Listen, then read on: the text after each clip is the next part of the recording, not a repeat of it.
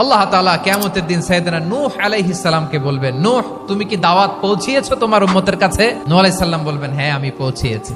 এবার নূহের উম্মতকে আল্লাহ জিজ্ঞেস করবেন, এ নূহের উম্মতেরা, তোমাদের নবী নূহ কি দাওয়াত পৌঁছিয়েছে? নূহের উম্মত বলবে, না আল্লাহ, আমাদের কাছে কোনো সতর্ককারী আসে নাই, কোনো নবী টবি আসে নাই, কোনো দাওয়াতও আমরা পাই নাই, আপনারাও চিনি নাই, জান্নাতও চিনি নাই, জাহান্নামও চিনি নাই। নূহ আলাইহিস সালাম বিপদে পড়ে যাবেন।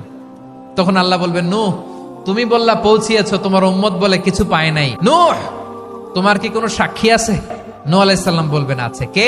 উম্মতে মুহাম্মাদী। তখন আমরা বলবো, আল্লাহর নবী নূহ আলাইহিস সালাম তিনি আপনি যা যা বলেছেন ঠিক তা তার উম্মতের কাছে পৌঁছে দিয়েছে। এবার নূহের উম্মতের সাথে আমাদের ঝগড়া লাগবে। তারা বলবে, তোমরা আসছো আমাদের হাজার হাজার বছর পরে, তোমরা কি করে জানলা? তোমাদের সাক্ষী ধর্তব্য হবে না? আমরা বলবো, আমাদের কোরআনে তোমাদের নবীর কথা আল্লাহ আমাদেরকে জানিয়েছেন, দিন রাত এক করে তোমাদের কাছে তিনি দাওয়াত পৌঁছেছেন। তোমরা কানের মধ্যে হাত দিয়ে রাখতা, চেহারাটা কাপড় দিয়ে ঢেকে রাখতা, আল্লাহর নবী নূহকে পিটিয়ে ছালা দিয়ে পেঁচিয়ে তোমরা পাহাড়ে রেখে আসতা। সব আমরা জানি। আমরা যখন বলবো এই কথা, নূহের উম্মত চুপসে যাবে।